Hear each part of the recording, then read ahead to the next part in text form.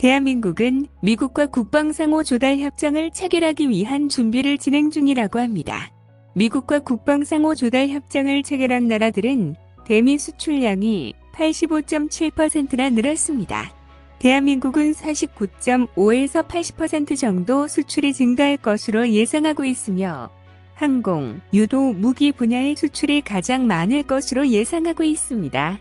영상을 보기 전 구독, 좋아요, 알림 설정 부탁드립니다. 대한민국과 미국이 상호 간 방산 시장의 접근성을 높게 해주는 국방상호 조달 협정의 체결을 신속하게 추진하기로 합의했습니다. 2024년 1분기에 워싱턴 DC에서 한미통합국방협의체 회의를 진행했으며 양측이 공급망의 회복 탄력성을 증진시키고 양국 국방협력을 강화할 수 있도록 합의했다고 했습니다. 그리고 국방상호 조달 협정을 올해 안에 체결하기로 결정했다고 합니다. 이 국방상호 조달 협정은 미국 국방부가 동맹국, 우방국과 상호 조달 제품을 수출할 때 무역 장벽을 없애거나 완화하자는 취지로 체결되는 양해 각서입니다. 국방상호 조달 협정은 방위산업 분야의 자유무역 협정으로 불리고 있으며 이 협정이 체결될 경우 대한민국 방산 기업의 수출이 확대될 것으로 전망하고 있습니다.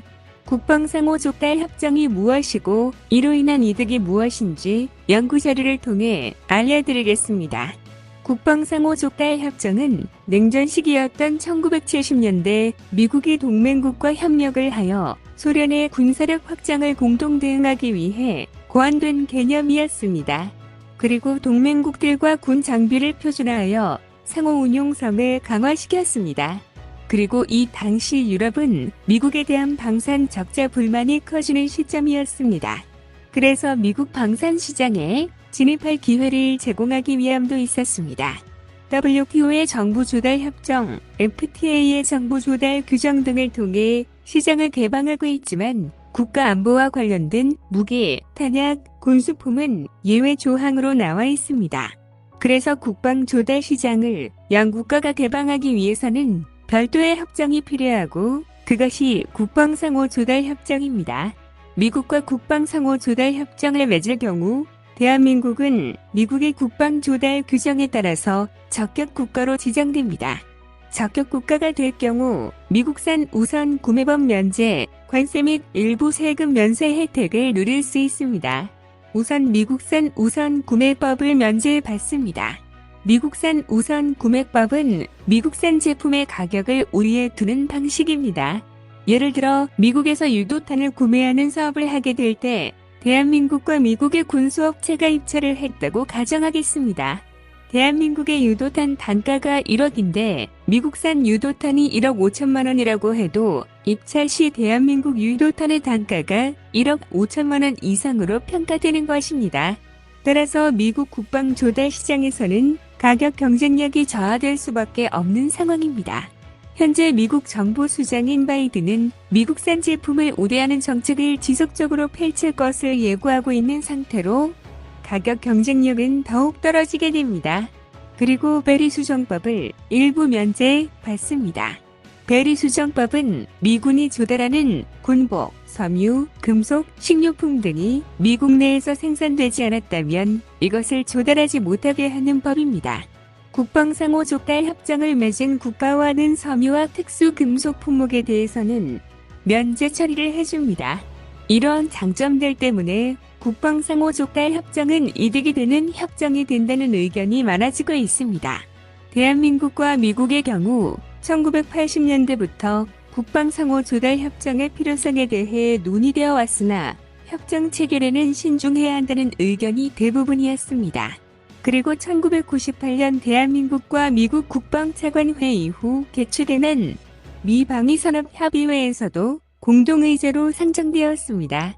국방상호 조달 협정을 맺을 경우 대한민국에 미치는 영향에 대해서는 2007년부터 본격적으로 연구되어 왔지만 그 당시 대한민국 방산업은 경쟁력이 떨어지기 때문에 미국 방산업체에 잡아먹힐 것이라는 우려가 많았습니다. 하지만 2010년대 중반부터 대한민국 방산업체 수출이 활성화되면서 재주목받아 왔습니다. 그리고 2022년 5월 실시된 대한민국과 미국과의 정상회담 공동성 명문에도 국방상호 조달 협정을 체결하기 위한 논의를 시작하겠다고 밝혔습니다. 그래서 2022년 10월 말부터 미국과의 국방상호 조달 협정 체결 준비를 위해 민, 관 전문가 20명이 참여한 TF를 출범했습니다. 현재 미국과 국방상호 조달 협정을 맺은 국가들의 대미 방산 수출입 동향을 보면 협정 체결 후 수출입이 모두 증가하는 양상을 보였습니다. 특히 대부분의 국가의 대미 수출 부분이 눈에 띄게 크게 증가한 것으로 확인되고 있는데 약 85.7%로 확인되고 있습니다. 그리고 수입의 경우 39.1% 증가한 것으로 나타났습니다. 이와 관련해서 대한민국이 국방상호 조달 협정을 맺을 경우 수출입이 얼마나 변하는지 예상 분석 결과도 있습니다.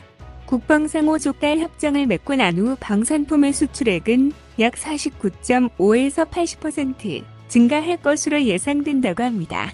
그리고 방산 수입의 경우 경제적 부분에 의미 있는 영향을 받지 않는다고 합니다. 특히 방산업체의 시장 규모, 환율 등은 방산 수입과 큰 상관관계가 없는 것으로 예상된다고 합니다. 수입은 오히려 군사적 요인에 더 영향을 받는 것으로 예상합니다. 그리고 무기 체계별 수출입에 영향을 추정했을 때 항공, 유도 무기의 수출이 눈에 띄게 많아질 것으로 예상하고 있습니다. 이는 미국이 제3국으로 수출을 확대하기 위해 대한민국의 항공, 유도 무기의 부품과 구상품을 늘릴 것으로 예상되기 때문에 이런 결과가 나왔다고 합니다.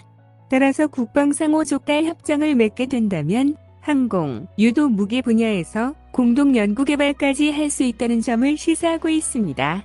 일본과 호주는 국방상호 조달 협정을 통해 미국의 방산 시장에 진출했을 뿐만 아니라 무기체계 공동 연구개발을 추진하는 일도 많이 생겼기 때문입니다. 현재 미국과 국방상호 조달 협정을 맺은 국가는 총 28개국입니다. 협정문의 경우 대부분 10개 조항으로 이루어져 있습니다. 적용 범위와 협력 원칙, 절충 교역을 규제하지 않는 점, 면제 사항, 조달 절차, 기업들의 참여, 보안 및 정보 공개, 국가의 의무와 역할, 그리고 불혹과 수장 항목입니다. 이 국방상호 조달 협정은 보통 5년 동안 유효하며 양 국가의 협의하에 연장이 가능합니다.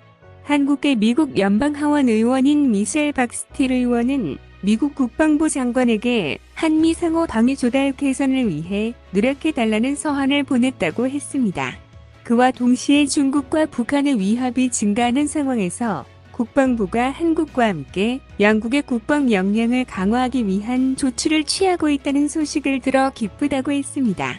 미국과의 국방상호 조달 협정은 항공, 유도 무기 분야의 기술력이 증대될 뿐만 아니라 수출액도 많아져 긍정적 효과를 많이 불러올 수 있는 협정입니다. 최대한 대한민국에게 이득이 될 수 있도록 협정을 맺어 대한민국의 방산업이 강해지길 기원하겠습니다. 더 많은 이야기를 원하신다면 구독을, 이번 이야기가 좋았다면 좋아요를 눌러주세요. 감사합니다.